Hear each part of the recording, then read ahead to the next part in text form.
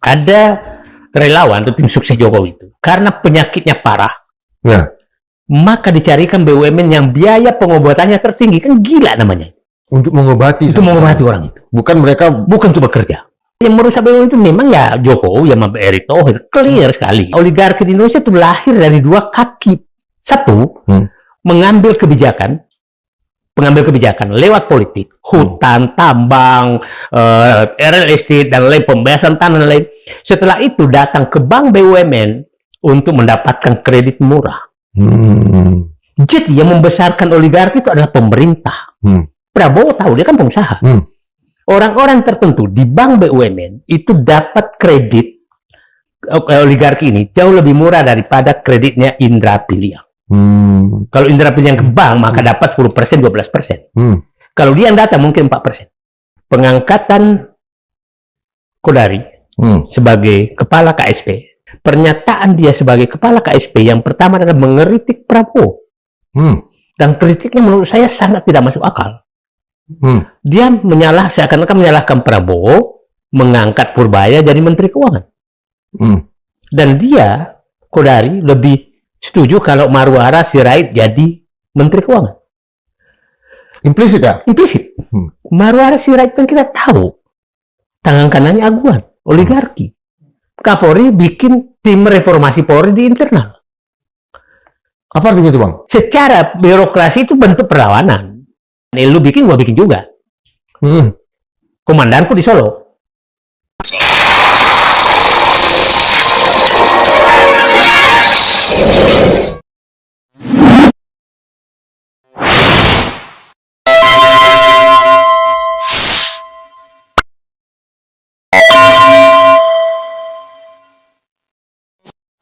Refli Harun, People's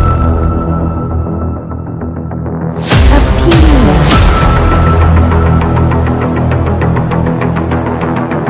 Setelah 2 kali reshuffle yang dilakukan oleh Presiden Prabowo Subianto, tiba-tiba tanpa ada angin, tanpa ada hujan, mantan Presiden Joko Widodo memerintahkan para relawannya untuk memperkuat konsolidasi bagi Prabowo Gibran 2 periode. Apa di balik pernyataan ini dan pergerakan apa yang terjadi? Karena sejujurnya seorang mantan presiden lebih banyak menyimak dia ataupun mengamati. Nah, untuk itu kita hadirkan kembali sosok yang mungkin membuat kita kangen ini. Karena udah lama bertapa entah di mana. Tapi karena ada kakak beliau ya yang meninggal dunia ya, kita ikut langsung kawal. Bang Muhammad Saidido. Siap. Nah, selamat datang, Bang. Waalaikumsalam. Ya. Nah, Bang, dari mana kekuatan Jokowi ini, Bang? Sehingga begitu percaya diri untuk mengatakan sesuatu yang di luar akal sehat kita semua. Ini kan gini, itu pertanyaan yang sangat menarik menurut saya. Menggerakkan orang itu pasti butuh uang, butuh jaringan. Itu paling utama. Artinya Joko Widodo masih punya dua-duanya itu. Oke, sekarang pertanyaan dari mana? Justru saya ingin mengkaitkan pengangkatan Kodari sebagai kepala KSP. Ini apakah sinyal menyatakan bahwa hidupnya kembali geng SOP, Solo Oligarki Parcok? Kenapa saya katakan demikian? Di awal pernyataan pertama Kodari, kita akan melihat 21 bulan Juni 2021, Jokowi Kodari lah yang pertama menyatakan Jokowi 3 periode 2021. 21 Juni. 21 Juni 2021. Pas ulang tahun Joko Widodo. Ya. Nah, artinya di kepala dia itu memang Joko Widodo. Terus dipasangkan Gibran, keluar. Nah, kemarin yang menarik tuh pernyataan dia sebagai kepala KSP yang pertama adalah mengeritik Prabowo. Dan kritiknya menurut saya sangat tidak masuk akal. Dia seakan-akan menyalahkan Prabowo mengangkat Purbaya jadi Menteri Keuangan. Dan dia, Kodari, lebih setuju kalau Marwara Sirait jadi Menteri Keuangan. Implisit ya? Implisit. Marwara Sirait kan kita tahu tangan kanannya Aguan, oligarki. Artinya kalau kita yang memahami itu adalah kode kepada oligarki. Oligarki, pintu di istana sudah kubuka lagi. Dan saya adalah pintunya. Sehingga itu kemungkinan menyebabkan menyala lagi nih.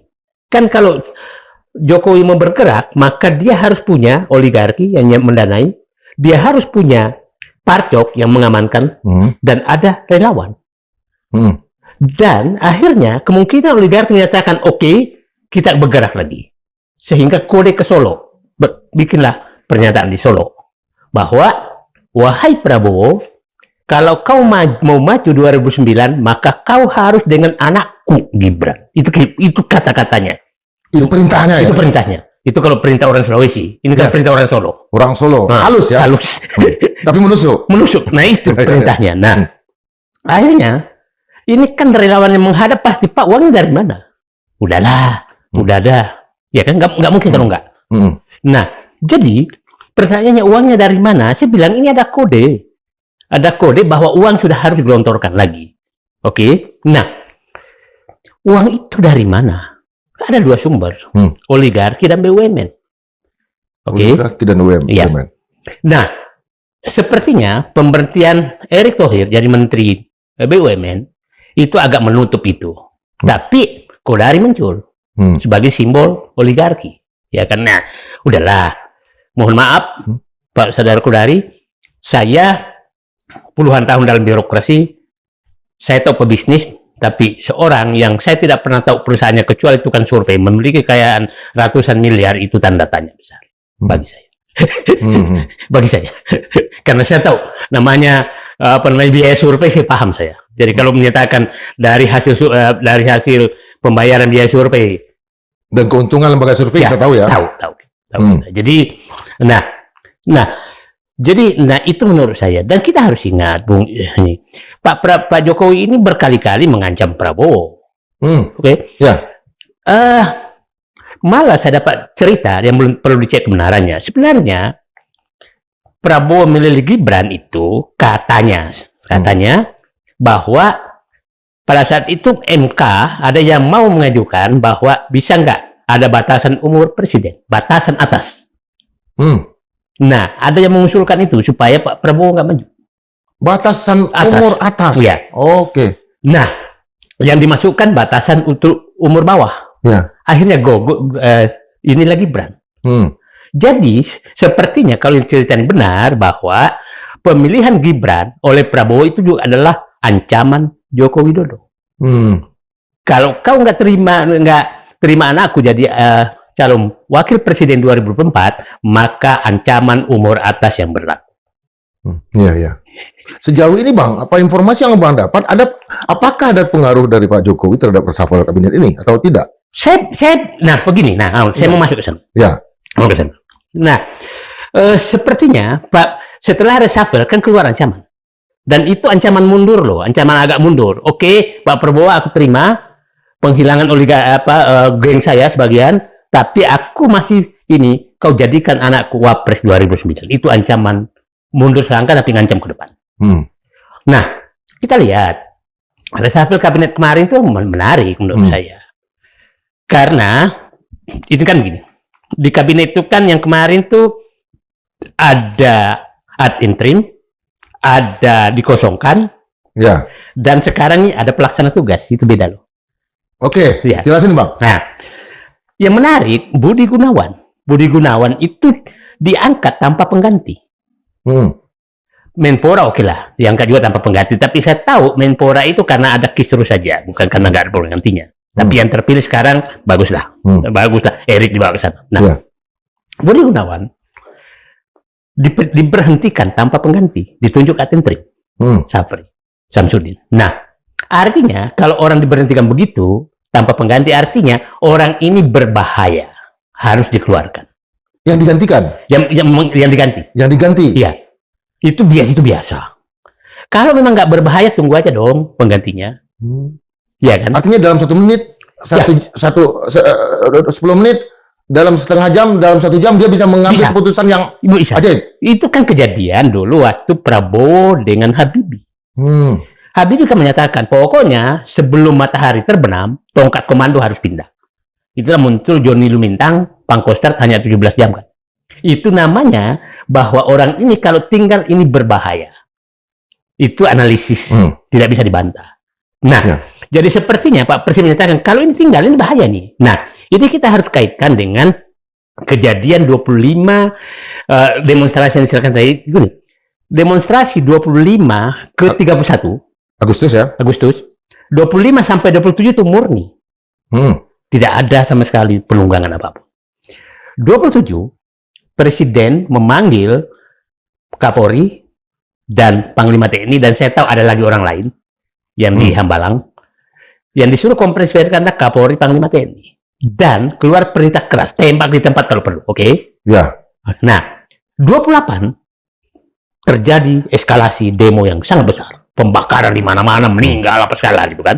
Nah, saat itu Syafri Samsudin hari Minggu 31 Agustus konferensi pers bahwa mohon tenang semua. Nah, artinya begini.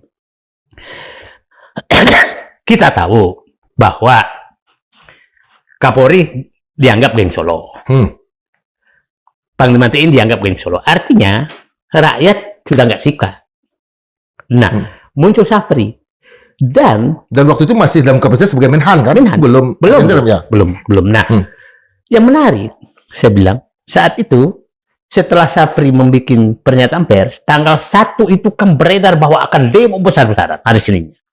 Setelah Pak Syafri, sore loh, itu berhenti semua, nggak ada lagi. Artinya, kepercayaan rakyat kepada Prabowo tanpa geng Solo itu tinggi. Itu kita harus simpulkan demikian. Tapi kalau kepercayaan rakyat kepada Prabowo rendah, maka tetap jalan di tanggal 1. Jadi setelah kelihatan bahwa Prabowo mengganti pasukan khususnya dari geng Solo ke gengnya dia, rakyat percaya. Dalam hal ini Syafri. Nah, Syafri Samsudin itu fakta, nggak bisa ini kan. Nah, akhirnya kelihatannya itu membawa semangat Prabowo. Wah, ini memang saya harus reshuffle kabinet. Yang keluarlah istilah saya, dari dulu kan menyatakan memakan bubur panas. Keluarlah istilah saya, sekarang Pak Prabowo sudah memiliki 5 sendok untuk memakan bubur panas. Sendok pertama adalah Jamari Caniago, Menko Polkam, yang ditugaskan, pasti Jamari Caniago kan ex officio akan menjadi Ketua Kompolnas. Dia akan mengendalikan polisi, dia mengendalikan TNI. Nah, sendok kedua adalah Syafri Samsudin, yang memang kita soulmate-nya Pak Prabowo, betul, gitu kan? Nah, orang sering menyatakan dulu bahwa Syafri akan menjadi Menko Polkam. Saya bilang nggak mungkin. Karena ada 2 pekerjaan besar di Pak Syafri itu yang harus dipegang, yang perintah Pak Prabowo, yaitu sebagai Ketua Harian Dewan Pertahanan Nasional, yaitu penertiban kelapa sawit dan penertiban tambang. Itu menghadapi jenderal-jenderal semua. Jadi saya punya keyakinan bahwa itu pasti Pak Syafri nggak mungkin dibawa ke Menko Polkam. Sendok ketiga adalah Ahmad Doviri. Ahmad Doviri sendok kedua untuk membenahi polisi. Dan bayangkan baru kali ini Presiden membentuk namanya penasihat khusus ya, reformasi Polri. Nah, sendok ketiganya untuk mereformasi Polri. Yang ketiga, yang keempat adalah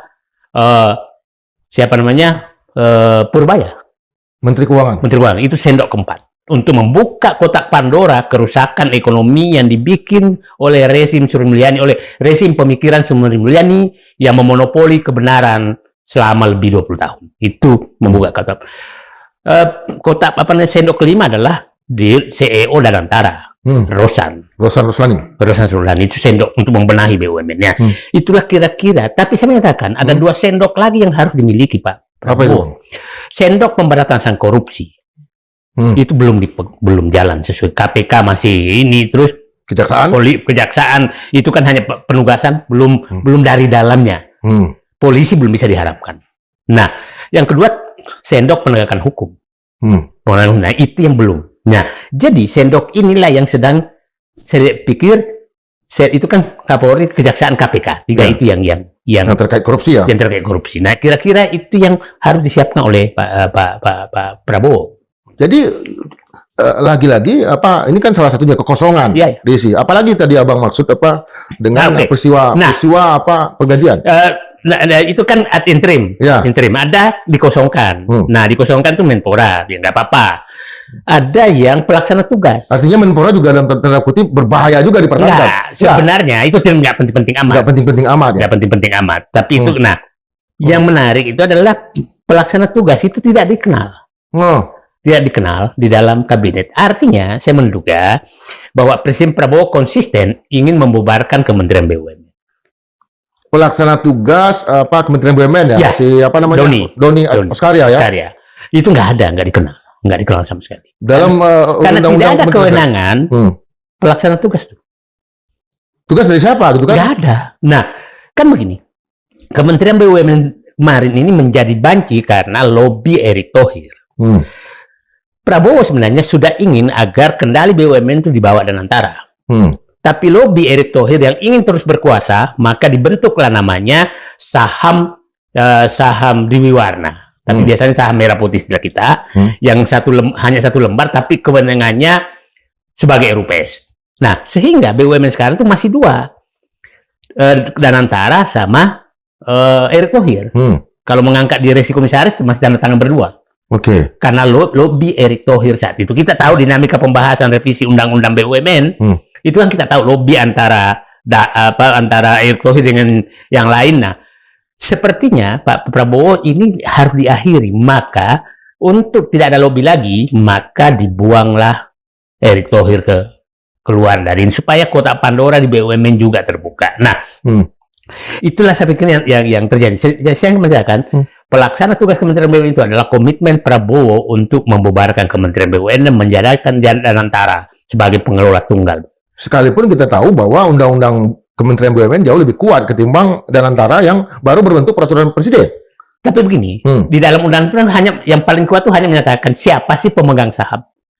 Jadi kalau dikatakan pasalnya saja menyatakan bahwa pemegang saham pemerintah di BUMN adalah Danantara, maka semua pasar berlaku untuk Danantara, nggak perlu lagi dibahas yang satu pasal. Kementerian BUMN nanti jadi operator aja kan, pemegang saham Danantara. Bubar aja. Kan begini, Bung Indra. Tidak ada satu negara pun yang punya menteri BUMN. Nggak ada. Cina yang hampir semua BUMN nggak ada menteri BUMN. Singapura yang 90% ekonominya dikuasai oleh Temasek nggak ada menteri BUMN. Hanya Indonesia yang punya menteri BUMN. Malaysia dengan khasanahnya nggak ada. Nah, karena BUMN itu badan usaha milik negara. Badan usaha milik negara itu bukan menteri. Lembaga negara. Jadi BUMN itu lembaga negara, bukan lembaga pemerintah. Makanya yang dianggap lembaga negara itu seperti TNI, itu lembaga negara. Kejaksaan Agung lembaga negara, BPK lembaga negara, itu lembaga negara, bukan lembaga pemerintah. Kenapa? Agar tidak ada intervensi politik masuk. Nah, kalau dia menteri, maka pasti intervensi politik masuk. Dan musuh utama BUMN adalah intervensi politik. Nah, itu harus diisolasi. Sepertinya Pak Prabowo menyadari betul itu, bahwa ini harus dikembalikan, bahwa BUMN adalah milik negara, lembaga negara, bukan. Nah, kalau lembaga negara, hanya prajurit TNI yang bisa menjadi panglima TNI. Hanya polisi yang menjadi Kapolri, hanya jaksa bisa jaksa, hanya hakim menjadi ketua Mahkamah Agung. Tidak boleh orang politik. Kalau dia masih menteri, maka orang politik masuk. Nah, itu yang harus dihindari. Nah, bagaimana dengan Jokowi tadi, Bang? Dengan pergeseran yang seperti ini, yang saya mau lihat, Pak, konstelasi kekuatannya berubah, orang-orang digeser, berarti ada anggaran juga atau apa? Ini kan salah satu kekuatan Jokowi adalah membagi-bagi kenikmatan kewenangan, membagi-bagi kenikmatan dari kewenangan yang dia miliki. Sehingga ditumpuklah relawan, penjilat, tukang maki di BUMN untuk jadi komisaris yang gaji miliaran rupiah. Bagaimana kita tahulah gimana kita bisa memaklumi Samara bisa menjadi komisaris yang gaji miliaran. Bagaimana kita bisa memaklumi Grace Natali jadi komisaris tambang dengan gaji miliaran. Itu logikanya nggak masuk akal sama sekali gitu kan. Nah, gimana kita menggiring menjadi komisaris? Bagaimana kita memaklumi Kodari jadi komisaris di Pertamina EP? Nah, itu teknis betul gitu loh. Nah, coba bayangkan Bung Indra, saya dapat informasi. Ada relawan atau tim sukses Jokowi itu, karena penyakitnya parah, maka dicarikan BUMN yang biaya pengobatannya tertinggi. Kan gila namanya. Untuk mengobati. Itu mengobati orang itu. Bukan mereka. Bukan untuk bekerja. Bukan, dan mereka bukan tanggung renteng juga ya. Bukan. Pribadi kan bisa. Iya. Kalau kita biasanya di masyarakat sipil kan begitu. Iya. Malah dicarikan. Dicarikan, bukan dicarikan cocok bidang ilmunya, enggak. Carikan BUMN yang biaya pengobatannya paling tinggi. Cocok penyakitnya. Cocok penyakitnya biar benar. Ini memang gila. Jadi yang merusak BUMN itu memang ya Jokowi sama Erick Thohir, clear sekali gitu. Dan udahlah, boleh kita berdebat itu. Nah, itu terus. Nah, sekarang pertanyaannya, sekarang masih ada nggak Jokowi? Ya, itu pertanyaan uangnya. Saya bilang begini, ada dua kemungkinan. Dia punya sisa masa lalu. Yang kedua, dia menghidupkan lagi. Karena oligarki ini menghadapi Presiden Prabowo kelihatannya pintunya nggak tertutup. Jadi perlawanan oligarki agar bisa berkuasa lagi, itu sepertinya adalah mendorong agar Prabowo dibawa kendali Jokowi. Itu yang dilakukan.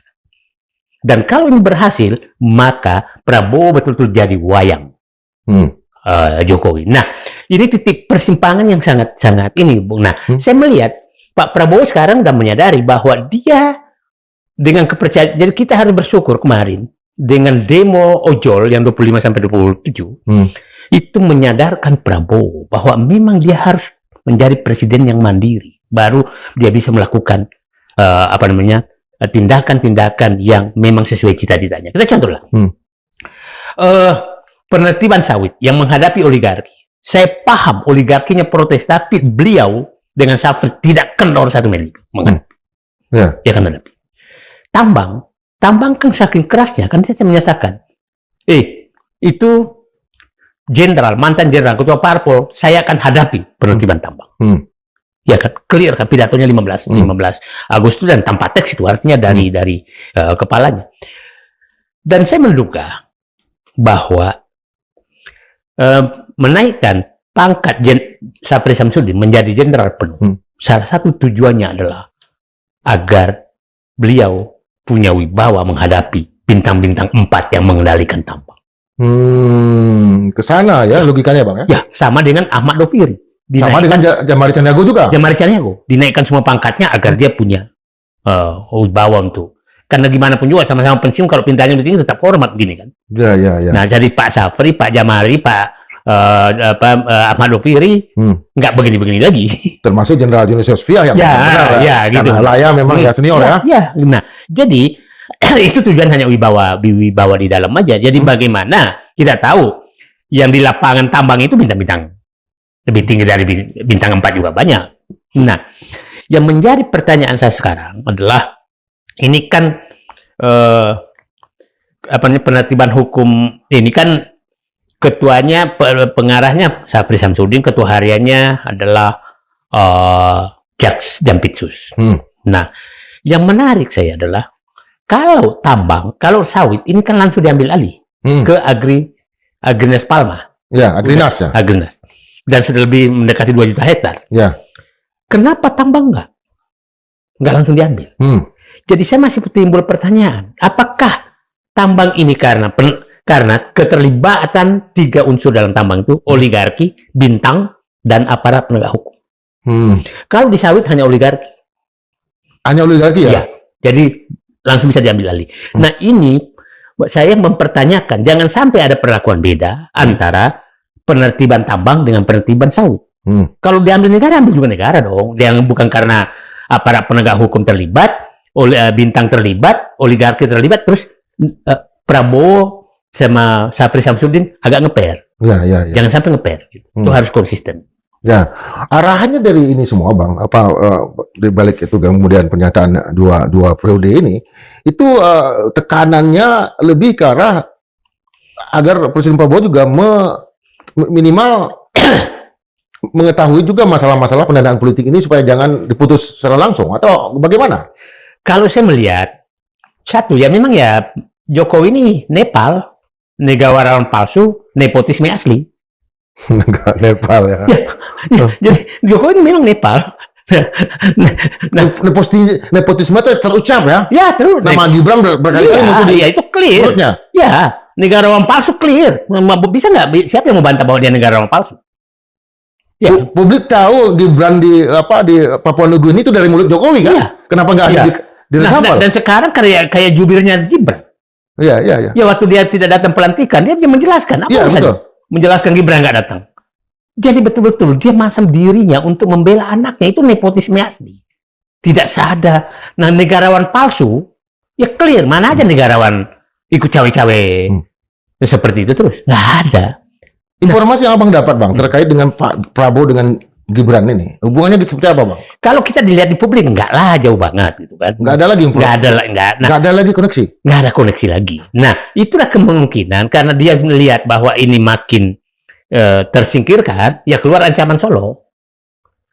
Dan kita harus ingat, kan begini, demo 27/8 itu masyarakat sipil nggak turun loh. Betul. Nggak turun. Bang Said Didu nggak turun. Saya nggak turun. Ya. Karena, akhirnya kita menduga siapa melakukan ini. Dan kita tahu polanya, ini pola 98. Dan orang yang 98, Bang Indra tahu siapa yang turun, kita tahu.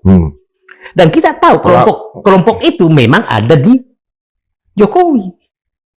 Kalau seandainya mahasiswa yang turun, masyarakat sipil yang turun, yang jadi martir justru betul. Mahasiswa dan jadi masyarakat saya sipil. bilang, itu tangan Tuhan bekerja, sehingga mahasiswa, masyarakat sipil yang anti, kan begini, masyarakat sipil tidak ada yang anti Prabowo, anti Jokowi semua.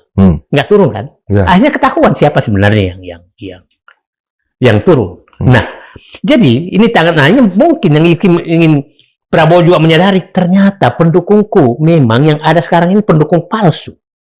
Yang di sekitar saya ini. Nah, yang teriak-teriak terus meminta agar geng SOP, Solo Oligarki Parcok diberantas, ini pendukung asli. Nah, itulah kira-kira menyebabkan Prabowo berani melakukan reshuffle terhadap inti daripada, kan begini. Yang ditunggu orang kan, sebenarnya yang paling ditunggu kan ada dua kan sebenarnya, dalam Mendagri sama Kapolri kan. Itu kan yang ditunggu. Tapi, dijawab oleh Prabowo, Pak, saya membentuk tim reformasi Polri. Nah, kita harus membahas tentang Pak Prabowo ini. Pak Prabowo ini kan, ya saya bilang, otaknya ultranasionalis, hatinya maha pengasih. Dia tidak pernah bisa menghukum orang. Nah, akhirnya, tapi kalau demi negara, dia hitam putih, nggak ada kepentingan apa-apa. Sehingga, kata-katanya cuma mantan jenderal, ketua parpol, apa segala, dia ucapkan. Tapi nanti nanti sistem yang akan menggusur mereka. Contoh, Bung Indra, dia akan membentuk namanya Badan Industri Mineral. Badan Industri Mineral. Itu kan sama dengan mencopot kewenangan Bahlil terhadap hilirisasi. Nah, di BIM itu ketuanya adalah Menteri Ristek Dikti. Wakilnya adalah Dirut Pindad. Nah, tidak ada Bahlil di situ. Itu sepertinya cara Prabowo bermain. Karena antara hati dengan ultranasionalisme bertolak belakang. Nah, berbeda dengan Pak Harto dan Pak Habibie. Ultranasionalismenya ada, tapi hatinya juga sama. Hanya searah pada saat itu ngambil keputusan. Nah, jadi kita harus mulai memaklumi sekarang, Pak Prabowo itu mungkin lebih banyak melawan hati nuraninya sendiri. Maka kita harus bantu dari luar bahwa ini permintaan rakyat.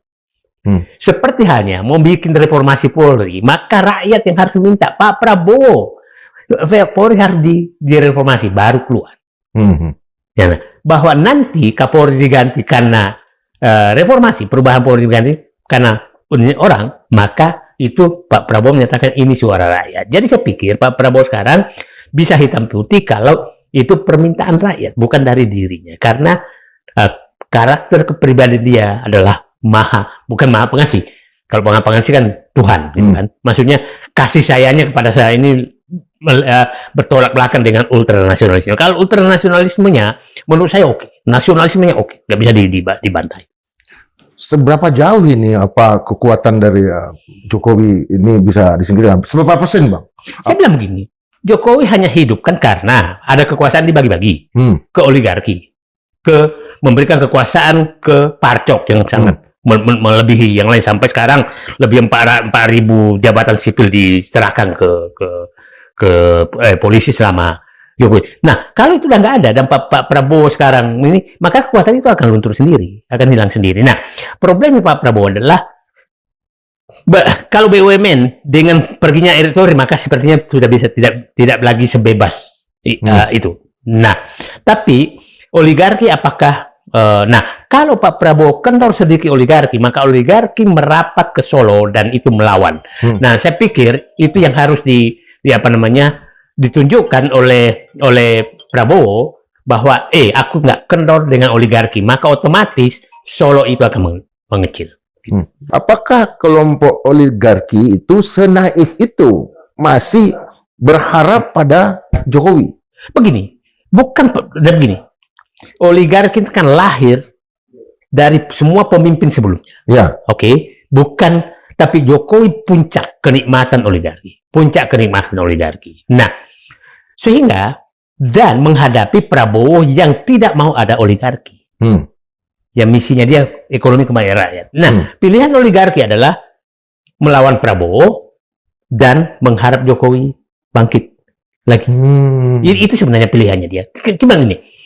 Bung Indra, bayangkan di tengah ekonomi susah, selama pemerintahan Jokowi, itu ada 100 orang yang kenaikan kekayaannya di atas 100%.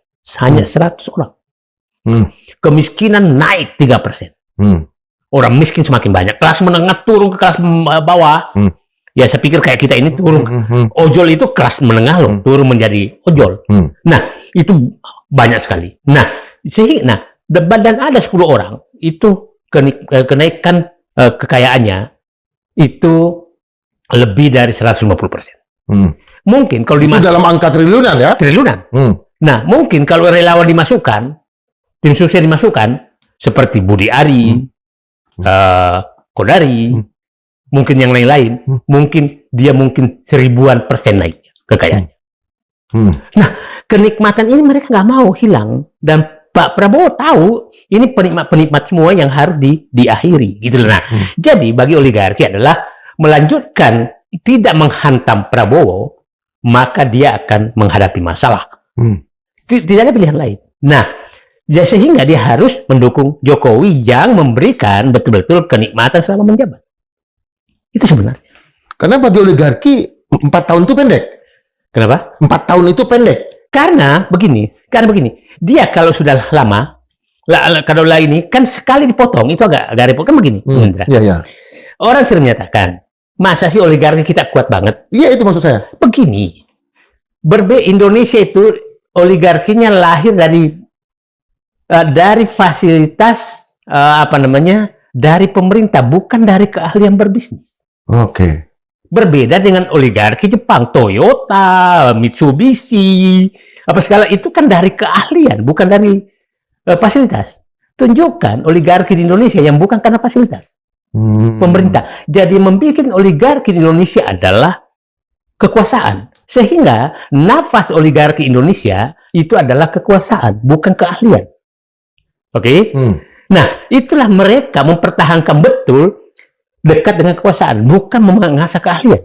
Kasus pagar laut misalnya ya? Sama contoh. Nah, mereka oligarki di Indonesia itu lahir dari 2 kaki. Satu, pengambil kebijakan lewat politik, hutan, tambang, real estate, dan lain, pembebasan tanah dan lain. Setelah itu datang ke bank BUMN untuk mendapatkan kredit murah. Jadi yang membesarkan oligarki itu adalah pemerintah. Nah, itu saya yakin Pak Prabowo udah paham. Itulah kenapa sekarang direksi Bank BUMN itu nggak terlalu dipercaya. Karena Prabowo tahu, dia kan pengusaha. Orang-orang tertentu di Bank BUMN itu dapat kredit oligarki ini jauh lebih murah daripada kreditnya Indra Piliang. Kalau Indra Piliang ke bank, maka dapat 10%, 12%. Kalau dia yang datang, mungkin 4%. Karena Pak Prabowo pernah menyatakan bahwa dia kesulitan dapat. Ya. Dan dia tahu siapa yang dapat. Oke. Ada bekas pejabat yang saya nggak sebut namanya. Bayangkan dapat dari Bank BUMN bunga 1%, triliunan kredit. 1%. Ya. 1% dipindahkan lagi mendapat 9%. Nah, jadi di dana BUMN ini, Danantara ini, BUMN ini Pak Prabowo juga harus kendalikan supaya kredit-kredit ini tidak meluncur kepada oligarki dengan ketidakadilan. Itu kan tidak adil sama sekali. Masa rakyat biasa 10-12% dia dapat 1%, 2%? Clear. Gitu loh. Nah, ini sekiranya kotak Pandora semula dibuka. Nanti dengan tidak adanya Erick Thohir di BUMN, maka ini pasti akan terbuka. Siapa saja yang dapat kredit dengan murah. Akan terbuka ya Bang? Akan terbuka. Atau informasinya Abang udah punya? Saya punya. Saya punya. Itulah sepenting kotak Pandora Sri Mulyani itu terbuka sekarang. Kotak Pandora BUMN akan segera terbuka. Ya. Nah, kotak Pandora terhadap perampasan sumber daya alam sudah terbuka lewat BPK dan pimpinan Sapri. Jadi 3 kotak Pandora ini sudah dibuka oleh Prabowo untuk menunjukkan bahwa memang ini ada kesalahan yang harus saya akhiri. Kesalahan mulai sampai dari Bung Karno sampai sekarang. Nah, ini kesempatan beliau untuk mengakhiri kesalahan itu, memberikan ketidakadilan, menyerahkan hak negara kepada oligarki, dan oligarki menguasai politik. Kota Pandora ini mengalir kemana Bang? Seberapa banyak itu yang rusak? Kan seberapa begini, banyaknya? Begini, kalau orang seperti begini, Pak Harto tidak merasa terlalu penting dulu membangun oligarki, karena dia punya kepemimpinan yang kuat.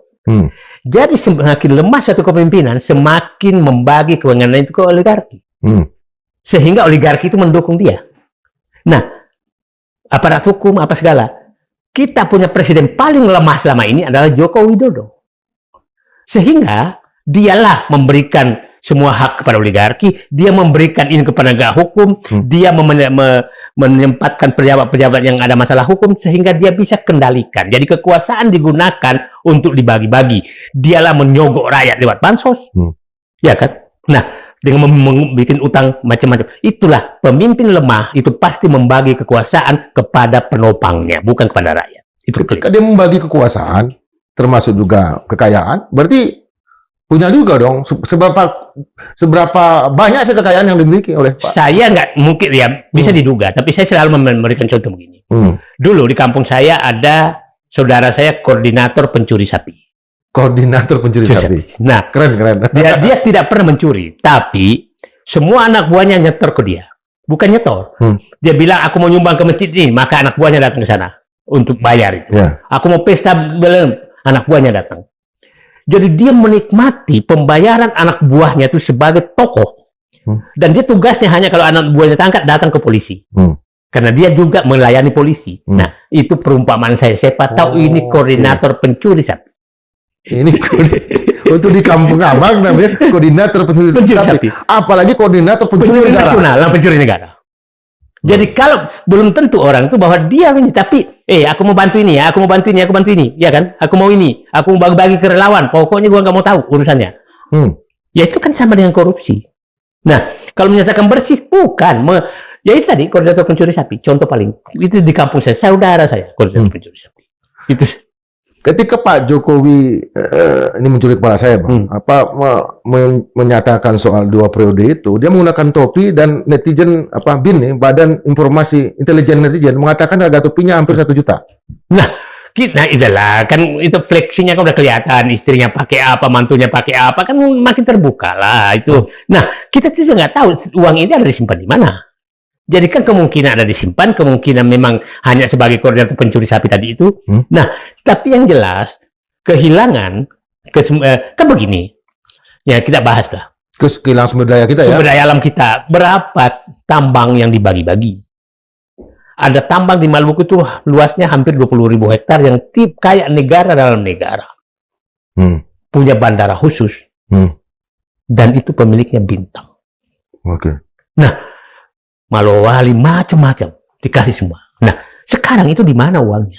Nah, sekarang saya melihat Pak Prabowo menginta itu sekarang. Maka dibentuklah untuk ini tadi Badan Industri Mineral. Industrialisasi di bidang mineral. Hilirisasi ya? Ya, hilirisasi diambil alih dan tidak terkait dengan pemain lama dan ini Bahlil. Gitu. Nah, pasti orang. Nah, kita kan gini.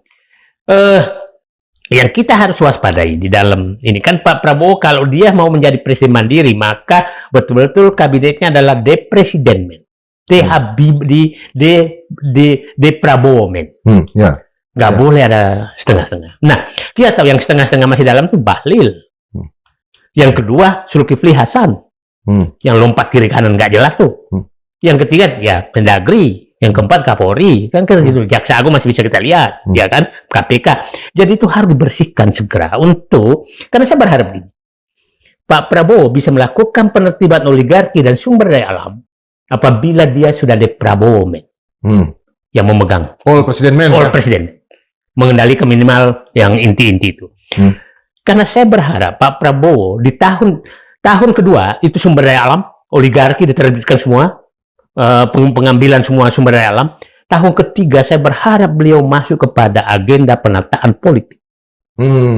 Karena itu penting sekali. Untuk mengantisipasi tahun keempat ya. Tahun keempat akhirnya. Tahun keempat kan udah mulai kampanye ya. Tahun keempat akhirnya kita masuk dengan sistem politik yang baru. Oke. Kalau enggak, maka kita hanya mendaur ulang kesalahan yang ada sekarang. Maka Bung Indra Pilih yang sehebat-hebatnya, kalau masih sistem ini, jangan pernah berharap bisa dipilih. Nggak ada pitih, Bang. Nggak berawang. Clear. Ya kan? Nah, ini yang Pak Prabowo harus menentukan jadwal itu. Bahwa tahun pertama membentuk The President Man. 20 Oktober 2025. Batas akhir. Membentuk The President Man. Masih ada waktu nih. Setelah itu, masuk kepada penertiban oligarki. Penegak hukum. Sampai 20 Oktober 2026 ya? 2026 sudah dikendalikan semua, maka dia masuk pada penataan sistem politik. 2007 sampai 2007 ya? Sampai 1 tahun. Itu saya yakin itu harus ada di kepala Prabowo. Karena begini, Pak Prabowo ini memperbaiki akumulasi kesalahan. Dan puncak akumulasi kesalahan adalah sejak 98 ke 2024. Ini kan puncak kesalahan, ya kan? Kalau yang sebelumnya itu masih parsial bisa diperbaiki. Ini puncak kesalahan. Nah, Pak Prabowo harus tampil, aku penyelamat Indonesia dari kesalahan, akumulasi kesalahan sejak Indonesia merdeka sampai 2029. Itu baru. Nah, pertanyaan berikutnya, seberapa kuat Pak Prabowo nih, Bang? Nah, saya melihat begini, kalau oligarki sudah bisa diinikan, oligarki diajak ngomong aja. Orang kan tadi saya kediskusi sama seorang tokoh, bagaimana menghadapi oligarki? Dia kan punya jaringan. Sebentar. Oligarki itu oligarki fasilitas pemerintah, bukan oligarki kekuasaan. Di negara manapun, oligarkinya udah ganti-ganti. Kita oligarkinya anak keturunan. Ya, betul, kan? betul. Nah, ini nggak masalah bagi mereka. Saya kasih contoh gini. Orang bilang dulu, jangan ganggu Reza Khalid, karena nanti terganggu impor minyak. Buktinya dia hilang, impor minyak aman aja kok. Jadi kita dibikin hantu oleh mereka. Impor minyak ke swasta? Ya. Itu kan karena pembatasan. Nah, ya itu lain ya. Lain lagi ya. Nah, jadi maksud saya, ini kita membuat hantu sendiri. Iya, iya, iya. Apa sih hebatnya? Siapa namanya? Mohon maaf, kebun sawit? Nggak ada hebatnya. Itu karena hanya dia lebih gampang dapat HGU, dapat apa segala, nyogok kiri kanan, sehingga dia dapat pasar luar negeri. Nggak ada hebatnya. Jadi itu harus dihilangkan bahwa itu harus dibedakan. Kalau negara lain itu bukan oligarki, pengusaha. Bedanya oligarki dengan pengusaha, investor. Investor itu tidak ada niat untuk membeli kekuasaan. Dia membangun persaingan dan menjaga jarak dengan nah, kalau oligarki itu adalah berbisnis di atas fasilitas kekuasaan. Yang itu yang kita harus lawan. Karena dia beli kekuasaan, membeli aparat hukum, membeli politisi, membeli apa. Udahlah, Bung Indra kita tahulah bagaimana tahu-tahu revisi undang-undang Minerba lancar karena oligarki. Cipnaker, Cipta Kerja, itu kan oligarki semua. Nah, jadi Pak Prabowo menyatakan ini aku harus tadi, dan satu-satunya dua kaki menginginkan oligarki, yang kedua adalah memperbaiki sistem politik 2027. Yang perampasan aset bagaimana? Perampasannya 2009, 2020 kan berjalan nih, setahun lagi aja. Oke. Setahun lagi aja, tahun depan mungkin masuk ke Gelora Bung Karno, ambil alih. Nah, problemnya Gelora Bung Karno ini tidak diserahkan ke Safri, tapi Mensesnek. Ada gugatan lagi? Ya, Halim. Bukan Halim, Kemayoran. Itu ambil. Gitu. Nah, kalau itu dia lakukan, dan saya dapat info ini, bahwa ini dia mau itu, melakukan itu. Pak Presiden mau ya? Mau. Gimana informasinya, Bang? Saya dapat info, nah, dan dia nggak pernah kendor. Kita kan pidatonya aja kan keras sekali gitu. Jadi kelihatannya memang oligarki nih. Nah, oligarki lagi ini antara tikungan tajam juga sama dia. Ini ngeri nih. Tapi kan begini, dia kan udah kaya 7 turunan, buat apa lagi? Udahlah, berubahlah menjadi pengusaha. Jadi saya berharap oligarki berubah menjadi pengusaha. Entrepreneurship ya? Ya, tidak, Pak Prabowo tidak anti pengusaha. Yang anti adalah anti oligarki. Gitu. Itu harus dibaca. Kalian kan sudah punya modal, punya jaringan, masa menjadi pengusaha nggak berani? Ya. masih sebagai oligarki terkenal dan segala macam punya anggaran besar harus menghadap ke Solo. Betul, itu yang problem. Jadi artinya kalau kita lihat kan juga Pak Presiden sendiri udah mengurangi dalam arti secara publik ya pertemuan dengan para konglomerat ini ya. Dan masa saya konglomerat ya. Saya melihat begitu. Jadi kan gini, pertemuan terakhir kan pada saat 8 oligarki menghadap istana itu kan sebelum dan antara dibentuk. Dan pada saat itu kan muncul isu seakan-akan Prabowo menyerahkan diri kepada oligarki. Ya. Info yang dapat sebaliknya, marah di situ. Oke. Marah. Kalian ini sudah merampok negara, tapi nggak mau membantu negara. Jadi maksudnya dia marah. Nah, berbagai pihak yang saya dengar memang beliau tuh nggak suka sama sekali dengan kelakuan oligarki. Dia menghormati pengusaha, menghormati pengusaha gitu. Apalagi substansi kemarahannya, Bang? Ya, saya pikir, nah, lihatlah, kita lihat contoh kasus lah. Kan 2 kadernya di Gerindra kan Pati sama Prabowo Muli, yang menyakiti rakyat, marah dia. Artinya, Prabowo Muli itu marah sekali kan sampai ajudannya kan yang turun tangan. Pati kok juga begitu. Nah, yang kedua waktu dulu Indonesia Gelap, yang mau menggolkan Kaisang bisa jadi gubernur. Syarat umur ya? Ya, langsung dia turun kan. Artinya bahwa dia demokrasi dia hormati. Itu 3 kali contoh. Prabowo Muli itu contoh tuh bahwa karena dia bukan Mendagri yang turun tangan, ajudan presiden lo yang bicara ya. Nah, artinya, kejadian kemarin, kejadian Indonesia Gelap itu fakta sekali. Fakta bahwa beliau tuh menghormati suara rakyat, dan suara rakyat kelihatannya ini mau didengarkan oleh beliau, bahwa yang problemnya kalau presiden lagi kalau mendengarkan suara rakyat ngambil keputusan langsung karena hatinya memang tidak terlalu beliau tidak pernah mau menghukum orang, maka mencari jalan berbelok itu aja. Ya, kalau kita lihat lagi tadi Bang, kita review. Bagi Pak Prabowo kelihatan betul bahwa Gibran tidak lagi penting dalam tanda kutip. Tapi bagi Jokowi, Gibran bahkan sangat penting bukan hanya untuk periode sekarang, bahkan untuk 2 periode. Ini sampai kemana? Kapan ini Bang? Saya melihat sih kalau Prabowo kemarin itu menjadi agak sempurna kalau Kodari nggak dinaikkan. Nah, jadi kalau berhasil terus menutup pintu-pintu geng Solo, maka otomatis mengecil. Dan geng Solo otomatis mengecil itu kalau Kapolri sudah diganti. Yang lain? Itu contohnya ya. Itu yang paling utama ya. Paling utama. Nah, kita nggak tahu karena dengan yang menarik dengan keluarnya sprint Kapolri tadi. Itu untuk internal ya? Ya, untuk lepas dari internal, tapi itu lucu. Lucunya gini. Kapolri memerlukan sprint tanggal 17 September. Baru diumumkan tadi. Presiden mengangkat Ahmad Doviri menjadi utusan penasehat khusus reformasi Polri tanggal 17. Yusril menyatakan Presiden akan membentuk tim reformasi Polri akhir September. Tahu-tahu Kapolri bikin tim reformasi Polri di internal. Apa artinya itu Bang? Nah, ini kan secara birokrasi itu bentuk perlawanan. Nah, apa yang terjadi nanti? Berarti ada 2 dong konsep reformasi Polri. Yang tim reformasi Polri bentuk presiden, hasilnya ini hasilnya Kapolri. Kan lucu. Kalau itu berbeda ya? Kalau itu berbeda. Kok anak buah membikin? Sementara presiden sudah menyatakan membikin. Dengan nama persis sama. Nah, pertanyaannya, apakah ini bukan kode dari Solo juga? Oh, kesana lah ya. Kau lawan lah. Nah, ini betul-betul Pertanggungjawabannya bukan ke presiden ya, tapi ke Solo. Iya, Dari bisa. reformasi Iya. yang internal. Betul, yang internal. Nah, ini kan ini kok begini sih? Nah, coba bayangkan loyalitasnya dipertanyakan. Apa urusannya? Presiden kan sudah menyatakan saya akan membentuk.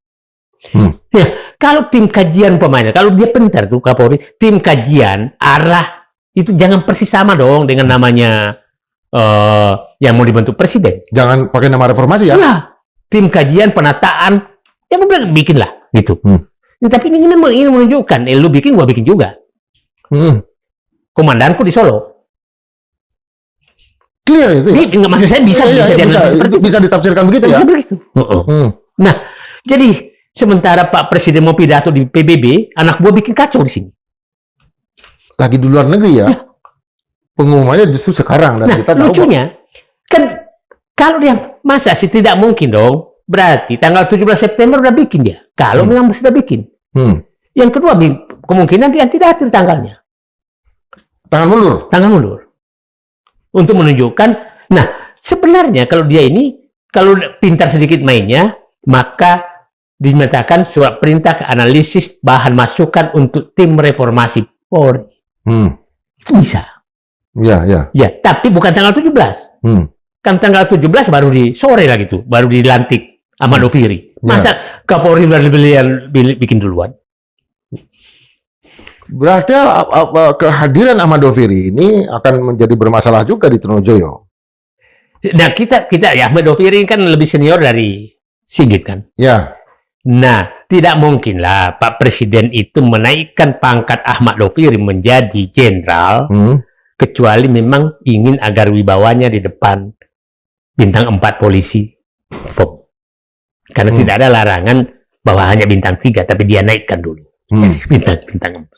Artinya secara personal Pak Ahmad Doviri akan dengan Kapolri itu bisa berdialog secara. Ya, dan saya pikir presiden harus ngambil alih ini karena karakter Ahmad Doviri adalah bukan fighter, dia ilmuwan.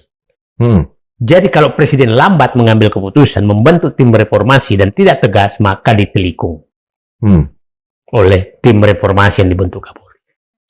Ya, sementara tim itu kan juga dikepalain oleh Gubernur PTIK, seorang profesor juga, seorang ilmuwan juga. Ya, tapi kan gimana pun juga, kalau aparat di bawah komando dong. Ya. Kita artinya tahu. laporannya. Ya, menaik ke atas ini ubah nih, ubah. Nggak ada itu. Asal komandan senang. Ya, bukan asal komandan, memang etikanya begitu. Nggak ada. Etikanya begitu ya. Nggak ada. Kalau di sipil kan boleh kita berdebat. Kita di Warna Kamlas boleh berdebat, tapi kalau udah perintah pangkat ya nggak bisa. Clear. Malah mungkin sebelumnya Pak, arahan gimana Pak? Arahan baru kesimpulan ya? Baru analisis. Baru dicarikan pembenaran terhadap arahan. Oh iya. Itu berbeda benar dengan kita dulu di Wantanas ya. Kalau kita kan biarkan pendapat baru menuju kesimpulan. Dan bisa menolak. Bisa menolak. Kalau itu nggak bisa. Bahkan topiknya pun bisa ditolak ya. Dan kita nggak ikut gitu. Oke Bang. Oke.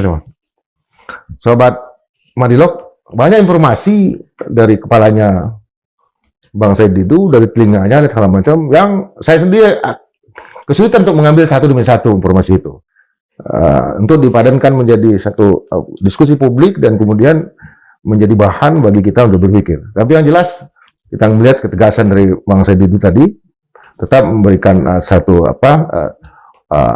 pernyataan yang dan kemudian ketegasan dalam hal idealismenya untuk membangun bangsa ini menjadi lebih baik. Dan tetap beliau ini sebagai seorang yang mengawasi dengan sangat baik, bukan saja lewat tindakannya ya, tetapi juga dengan pertemuan-pertemuannya yang sangat intensif setahu saya dengan banyak pihak, baik itu di dalam pemerintahan sendiri, apalagi di luar. Kita akan tunggu informasi berikutnya dari Bang Said Didu dalam episode berikutnya. Sampai jumpa. Siap.